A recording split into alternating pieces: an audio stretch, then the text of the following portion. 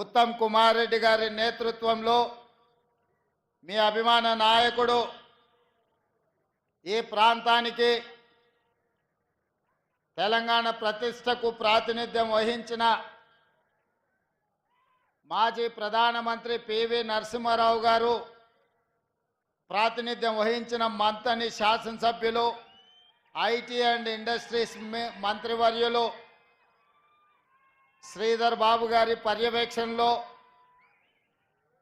మిత్రులు తెలంగాణ ఉద్యమకారుడు మంత్రివర్యులు పొన్నం ప్రభాకర్ గారు, పొంగులేటి శ్రీనివాసరెడ్డి గారు, మిత్రులు పెద్దలు కోమటిరెడ్డి వెంకటరెడ్డి గారు, అదేవిధంగా వేదిక మీద ఉన్న మంత్రివర్యులు, పార్లమెంట్ సభ్యులు, శాసన మండలి సభ్యులు, శాసనసభ్యులు, ప్లానింగ్ కమిషన్ వైస్ చైర్మన్, వివిధ కార్పొరేషన్ల చైర్మన్స్, తెలంగాణ రాష్ట్ర ప్రభుత్వ ప్రత్యేక సలహాదారులు, కాంగ్రెస్ పార్టీ నాయకులు, ప్రాణ సమానులైన పెద్దపల్లి నియోజకవర్గ ప్రజలందరికీ కూడా మనస్ఫూర్తిగా నేను కృతజ్ఞతలు ధన్యవాదాలు తెలియజేస్తున్నా.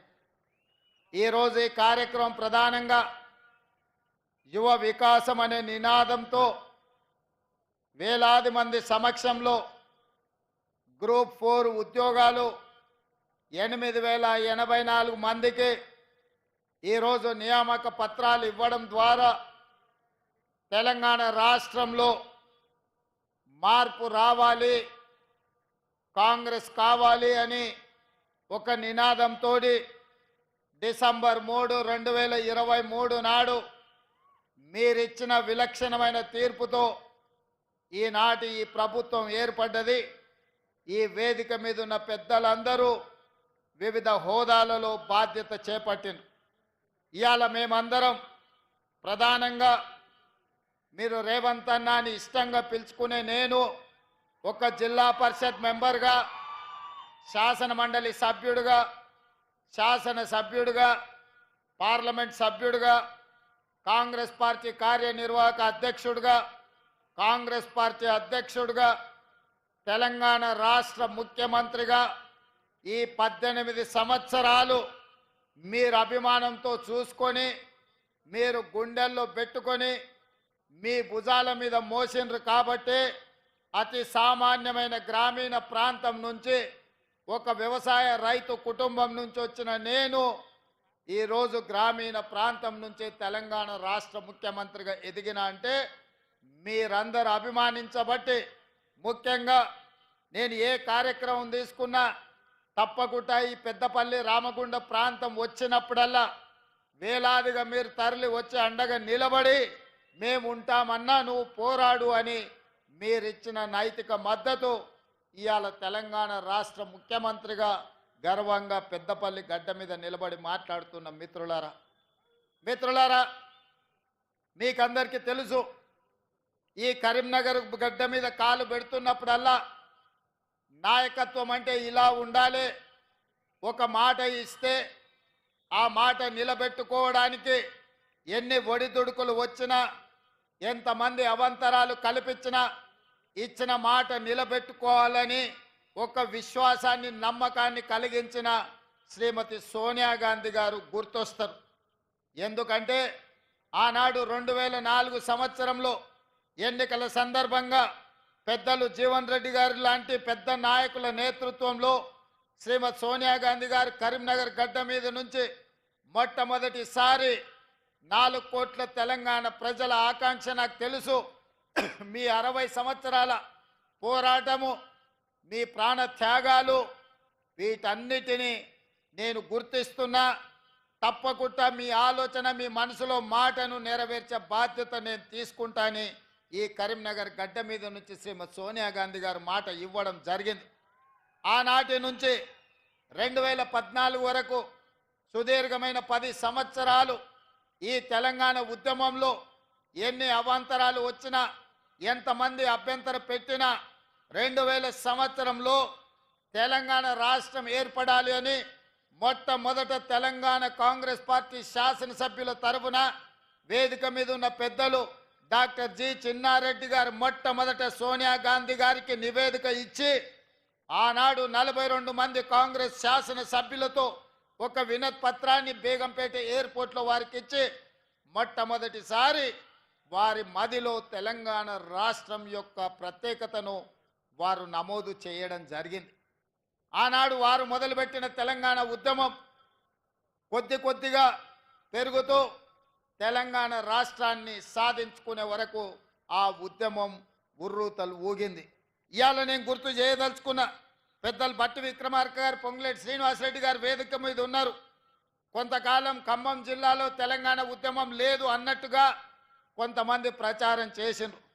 కానీ ఇవాళ ఈ వేదిక మీద నుంచి నేను గుర్తు చేయదలుచుకున్న ఆనాడు విద్యుత్ శాఖకు సంబంధించి ఒక చిన్న ఉద్యోగ విషయంలో ఖమ్మం జిల్లా పాల్వంచలో మొట్టమొదటిసారి మా ఉద్యోగాలు మాకు కావాలి, మా ఉపాధి మాకు ఉండాలి అని మొట్టమొదట ఉద్యోగం కోసం ప్రారంభమైన పోరాటం ఆ తర్వాత తెలంగాణ ఉద్యమంగా మారి ఈరోజు తెలంగాణ రాష్ట్రం సాధించడంలో తెలంగాణ ప్రజలు విజయవంతమైందంటే అది పాల్వంచలో ఉద్యోగం కోసం మొదలైన పోరాటం.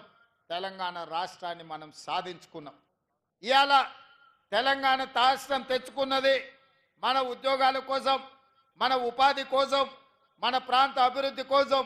మన రైతాంగం వ్యవసాయం దండుగ కాదు, వ్యవసాయం పండుగ చేసుకోవాలన్న ఆలోచనతోటే తెలంగాణ రాష్ట్ర ఉద్యమం కొనసాగించింది. నేను ఇవాళ ఈ వేదిక మీద నుంచి గుర్తు చేయదలుచుకున్న నల్గొండ బిడ్డలు ఈ వేదిక మీద ఉన్నారు. ఆనాడు నిజాం సర్కారును నిజాం ప్రభువుల పైజామలు ఊడగొట్టి దిగంతాలకు తరిమిన సాయుధ రైతాంగ పోరాటానికి నల్లగొండ జిల్లా వేదికై రైతుల కోసం, భూమి కోసం, భుక్తి కోసం, విముక్తి కోసం ఆనాడు సాయుధ రైతాంగ పోరాటం ద్వారా తెలంగాణ రాష్ట్రము, హైదరాబాదు రాష్ట్రము విముక్తి జరిగింది. ఆనాడు రైతాంగం, సాయుధ రైతాంగం పోరాటం చేస్తే రాజ్యం నుంచి రాష్ట్రంగా మారి 69లో ఉద్యోగ ఉపాధి కోసం విద్యార్థులు, ఉద్యమకారులు ఉద్యమ బాటన పడితే ఉస్మానియా కాకతీయ యూనివర్సిటీలలో ఉన్న వేలాది మంది విద్యార్థులు, లక్షలాది మంది నిరుద్యోగ యువకులు స్ఫూర్తిగా నిలబడి ఈ తెలంగాణ రాష్ట్రం ఉద్యోగ ఉపాధి అవకాశాలు రావాలంటే మళ్ళీ తెలంగాణ రాష్ట్రం రావాలి అని వాళ్ళు వ్యక్తిగతంగా నష్టపోయి, ఉద్యోగాలు కోల్పోయి, పోటీ పరీక్షలను బహిష్కరించి తెలంగాణ ఉద్యమంలో ముందు బాగానే నిలబడి ఉద్యమాన్ని కాకతీయ, ఉస్మానియా యూనివర్సిటీల విద్యార్థులు నడిపి తెలంగాణ రాష్ట్ర సాధనలో వాళ్ళు ప్రత్యేకమైన పాత్ర పోషించారు. అందుకే ఈరోజు ఈ తెలంగాణ రాష్ట్రం వచ్చిన తర్వాత ఈ ఉద్యమకారులు, విద్యార్థులు, నిరుద్యోగ యువకులు, అమరవీరుల కుటుంబాలు వచ్చిన తెలంగాణ రాష్ట్రంలో ఉద్యోగ ఉపాధి అవకాశాలు వస్తాయని, రైతులకు పండించిన పంటకు గిట్టుబాటు ధర వస్తుంది అని, రైతు ఆత్మహత్యలు ఆగుతాయని, నిరుద్యోగ యువకుల యొక్క ఆత్మహత్యలు ఆగుతాయని ఆశించాను. కానీ నేను ఇవాళ ఇక్కడికి వచ్చిన వేలాది మందితో పాటు తెలంగాణ రాష్ట్రంలో ఉన్న 4 కోట్ల ప్రజల్ని నేను అడగదలుచుకున్నా. గతంలో 2 సార్లు ముఖ్యమంత్రిగా 10 సంవత్సరాలు ప్రభుత్వాన్ని ఏర్పాటు చేసిన కల్వకుంట్ల చంద్రశేఖరరావు గారి నేతృత్వంలో తెలంగాణలో రైతాంగానికి గిట్టుబాటు ధర రాలేదు. రైతులు ఊరేసుకొని చచ్చిపోతుంటే చంద్రశేఖరరావు గారు మాత్రం గజ్వేల్లో తన పొలంలో ఎకరాకు ₹1 కోటి సంపాదిస్తున్నా అని వారు చెప్పిండు. 10 సంవత్సరాలైన ఎకరంలో 1 కోటి ఆదాయం ఎట్లా తీయొచ్చో తెలంగాణ రైతాంగానికి చంద్రశేఖరరావు గారు నేర్పించలేరు. ఆ విద్య ఏందో, ఆ మహత్యం ఏందో ఈ రోజుకు ఒక బ్రహ్మ పదార్థంగా, బ్రహ్మ రహస్యంగా మారిపోయింది. అదే కాకుండా తెలంగాణ రైతాంగం, ముఖ్యంగా పెద్దపల్లి నియోజకవర్గ ప్రాంతం ఆనాడు ఎస్ఆర్ఎస్పీ నుంచి నీళ్లు రాకపోతే మా మిత్రుడు విజ్జన్న రైతాంగం కోసం పైపులను పలగొడితే అతన్ని తీసుకెళ్లి కరీంనగర్ జైల్లో పెడితే ఆనాడు ఈ పెద్దపల్లి రైతాంగం కోసం మీకు నీళ్లు ఇవ్వడం ద్వారా ఈ ప్రాంత రైతాంగాన్ని ఆదుకోవాలన్న గొప్ప ఆలోచనతోని మీకోసం నడుం బిగించి కొట్లాడితే ఆనాడు చంద్రశేఖరరావు గారు కరీంనగర్ జైల్లో నిర్బంధిస్తే మేడుపల్లి సత్యం, కవ్వంపల్లి సత్యనారాయణతో సహా మేమందరం జైలుకి వెళ్ళి పరామర్శించి పెద్దపల్లి రైతాంగానికి అండగా నిలబడతాం, మీ ప్రాంతానికి నీళ్లు ఇస్తాం, భవిష్యత్తులో పెండింగ్ ఉన్న ప్రాజెక్టులను మేము పూర్తి చేస్తామని చెప్పడం జరిగింది. ఆనాడు ఏవైతే ప్రాజెక్టుల గురించి మీరు మాట్లాడినరో ఇవాళ ప్రాజెక్టులను పూర్తి చేసుకునే అవకాశం మనకే అధికారం వచ్చింది. విజ్జన్న ఈరోజు మీకు శాసనసభ్యుడు అయ్యిండు. అందుకే ఈరోజు విజ్జన్న శాసనసభ్యుడిగా శ్రీధర్ బాబు మంత్రిగా ఉన్నారు కాబట్టి